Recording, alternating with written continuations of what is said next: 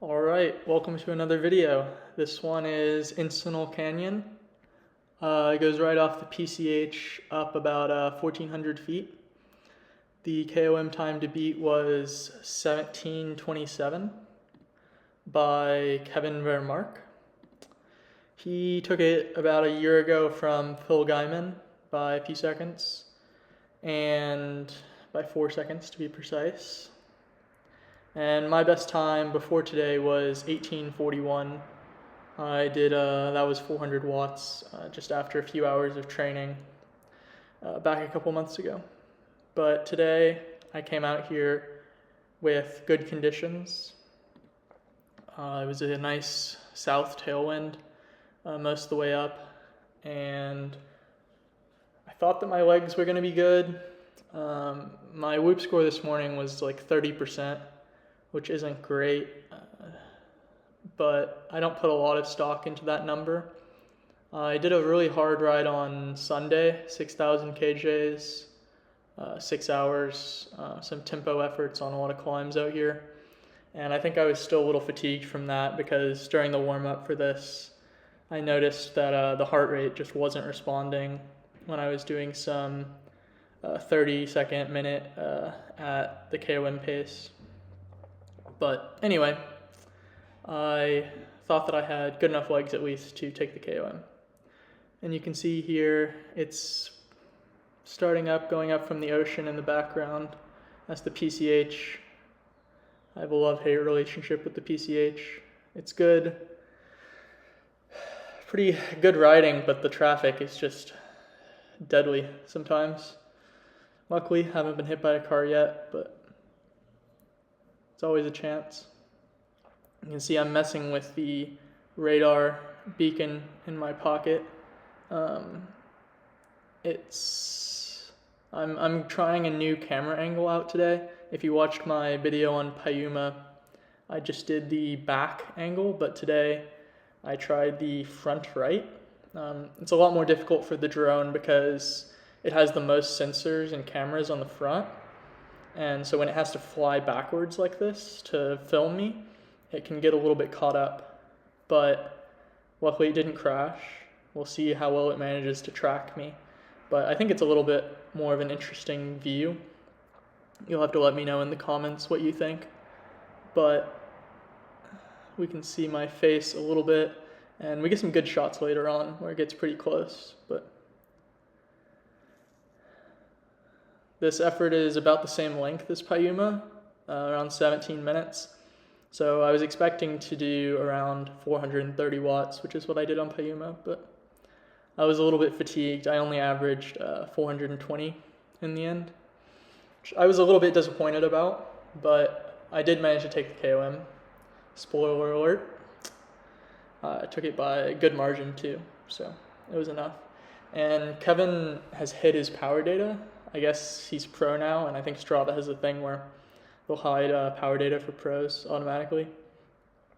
But before that, he had the power data public on this ride, and I think he averaged like 420 up here as well. So I probably just had better conditions on the day. He went for it twice. I looked back at his Strava.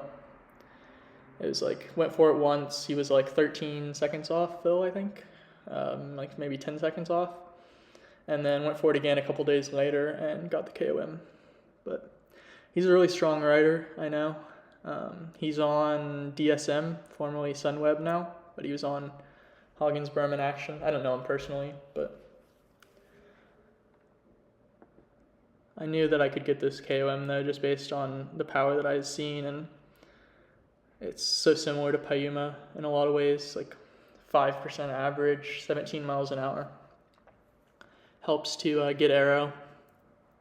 I'm not particularly aero here, but I'm doing my best. It's hard to find that balance of a good aero position, but also a position where I can put out a lot of power, because it's still a climb.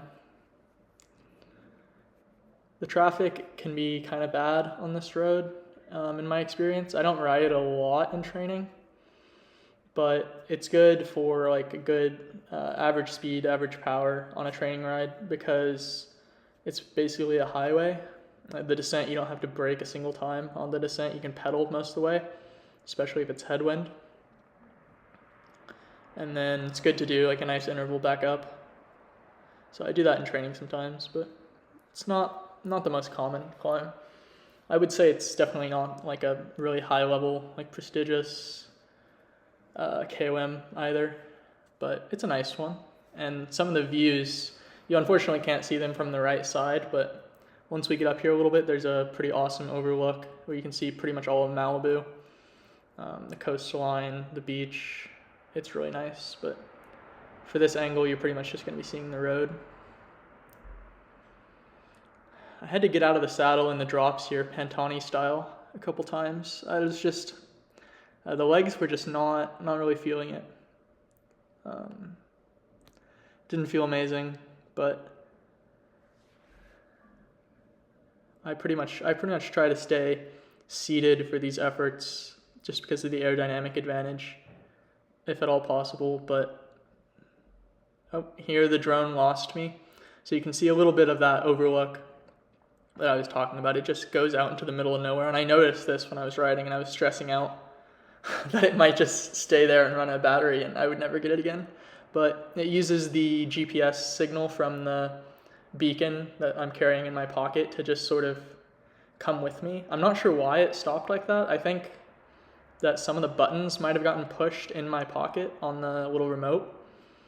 I did notice that some of the settings had changed when I looked at it again, but it's just following my signal here, and it's gonna regain sight of me through those bushes in a second, and then it's good. I'm looking up, glad that it's still with me, because I don't know what I would do if it just decided to hover out over a cliff for a while. I guess I'd have to stop and try to retrieve it somehow, but this is a pretty nice cinematic shot, a bit further away. You can just sort of barely see me. I was suffering pretty hard on this climb. I'd love to come out and do this again. I think I could go easily 20, maybe even 30 seconds faster. I could do better power. I could hold a better position for sure. But I'm focusing right now on trying to get fast on the TT bike, because Pro Nationals time trial is my main focus for June. So I'm not trying to devote too much time and energy into making these videos and going after KOMs, just because obviously the national championships is a much bigger goal, and these videos are fun to make, but that's most of what it is for me. So I am planning on doing some videos on the TT bike. There's a couple segments, Topanga up from PCH, that Legion did like a full lead out train on that climb. It's like 23 mile an hour. It's barely a climb, but I guess you could call it a climb. So I think I'm going to do that one on my TT bike at some point. And then Mandeville Canyon, which is like a couple blocks from my front door in Brentwood. I'm planning on doing that one on my TT bike as well. Phil has that one. It's pretty fast. I think it's like 22 miles an hour. So it'd be good to practice in the position, trying to put out big power. I've done a couple rides. I did a century on the TT bike, just on the PCH. Did it under 4 hours, which that was nice, but I got to get in a lot of time and a lot of effort in the position, make sure I'm ready for the TT in Knoxville, Tennessee. This is a pretty cool shot when the drone just for whatever reason decides to get like a few feet from my face. It's kind of struggling here. I think there's just a lot of stuff in the way, but it makes for a decent shot.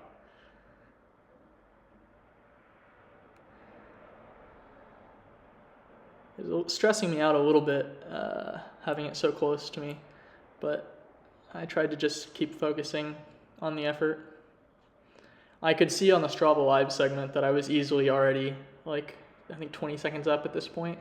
So I didn't have a lot to worry about in terms of getting the KOM, as long as I just didn't die completely. I knew I'd have it. You can see I've got the full set of Hunt 54 mil wheels on the bike now. the Payuma video I just had the front wheel on, but I got all the issues that I had sorted out. So we're running tubeless. It's a 25 in the front, 28 in the back. Schwalbe Pro 1, running 55 PSI. It's what I ran for training, and maybe there'd be a slight rolling resistance advantage in bumping up the pressure for this climb, but the road is pretty rough in a lot of places, so I don't think it makes a huge difference. I've got my fancy aero socks on, fancy road suit from Starlight Apparel. Same people who sponsor Phil. So, and then the POC aero helmet. They call it an aero helmet, but it has more ventilation than any helmet that I'd owned previous to this, so it's a pretty good one. I like this top-down view right here. It's pretty neat. You can see the speed right now, like 18 miles an hour. It's a really fast climb, especially with that tailwind. And there's one flat section up here that I think we might have already gone through it actually, but there's like one section where you're up over 20 miles an hour, but it's relatively consistent going up. You can see I'm out of the saddle there. I have trying out a new saddle. I've only done a few rides on it, but it's the first time I've ridden a padded saddle in like a couple years on my road bike. It's a Specialized Power Arc. Switched from the ISM full carbon just because I did like a 35-hour week a couple weeks ago, and my butt was not super happy during that. Oh no, this is the flat section, 21 miles an hour here. So it sort of curves around here. Oh yeah, you get a nice shot of the road there. Curves around and goes back on itself, so my tailwind is a bit of a headwind right here, but it's fine because we're going the opposite direction for just a short period of time since it's so fast. And then once we make this right turn, we'll be back in the tailwind. One time I was climbing up here, I saw a blimp out in the horizon. You'll never know what you're going to see. The nice thing about Encinal is you don't get quite as many joyriders as some of the other Malibu climbs. Not as many people blasting by at 100 miles an hour in their clapped out Porsche, which is pretty sketchy. I was riding up Schwerin by a stunt the other day, and a line of like 6 cars come past at 90, 100 miles an hour, a few feet from me. It's pretty terrifying, but haven't been hit so far, so just hoping I can keep up that run of luck. Out of the saddle again. I was not having a fun time here. I'm definitely fitter than I was like a month ago for the Payuma video, but I'm a little bit annoyed I didn't get to show that here with the power, but I have to focus on the bigger goal. I'm still planning on going out to Palomar Mountain at some point. That's KOM held by Chris Horner. Phil Guyman tried to get it right after he retired. I think it was one of the first videos he did. He was like pretty close. He was like 10 seconds off on a 50-minute climb. The level on that is really high though. I think I'm going to need to do 400 watts for 50 minutes, which I'm not sure I'm capable of yet. So I'm holding off on that. Just going to keep doing some training. Mostly a lot of base endurance work right now, but definitely going to get in some more high intensity intervals in the next month or so.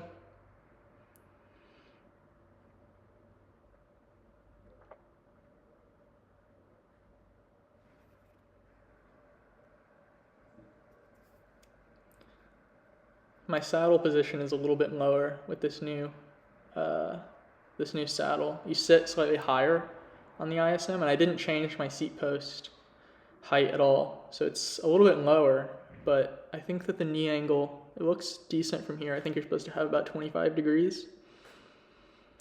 I've heard that it's better to be a little bit too low than too high. I haven't had any kind of knee problems or anything like that, but just want to stay ahead of anything. I've been doing some hiking out in these same hills with my girlfriend, doing a little bit of strength training, just trying to keep the body in decent condition so I'm not running into any problems when I'm trying to do these big weeks.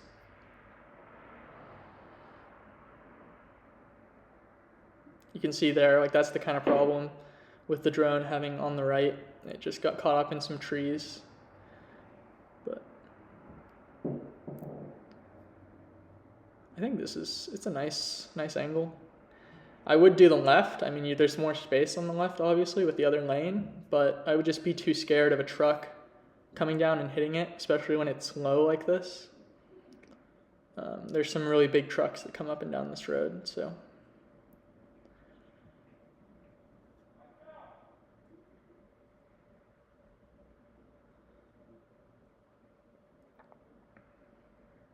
You can see me flipping through the screens on my Garmin a lot, probably more than I should be, but I'm mostly flipping between the Strava Live segment and just a lap power that I look at. I have one screen that I look at for intervals that's just average lap power, lap time, and then all the current data like speed, cadence, heart rate.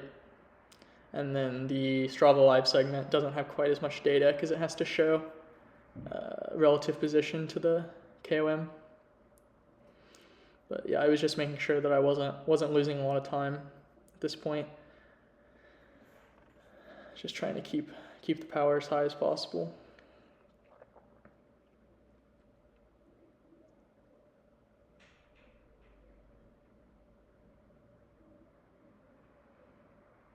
I weighed my bike the night before when I took the bottle cages off and stuff, and it's 6.965 kilograms without the Garmin.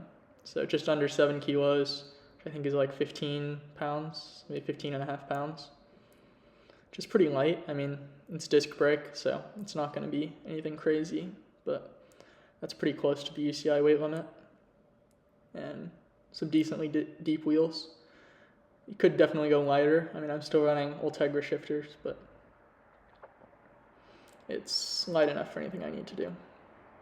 I lost a few pounds since the Payuma video as well. So even though the power's lower, the power to weight is probably about the same. I'm down to like 153, 152. I've seen under 150 a couple times, but I think we're right at the finish line here. Just one last little burst and then got a little arm pump. So I knew that I got it, and I was happy it was under 17 minutes, which is nice.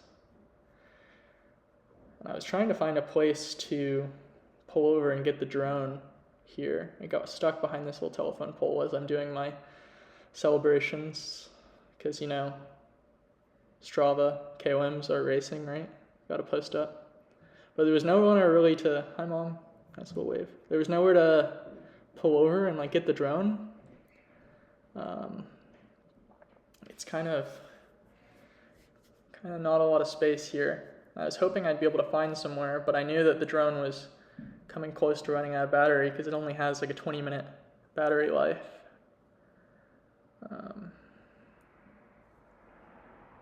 And then I think right about here, it beeps and tells me that it's about to run out of battery.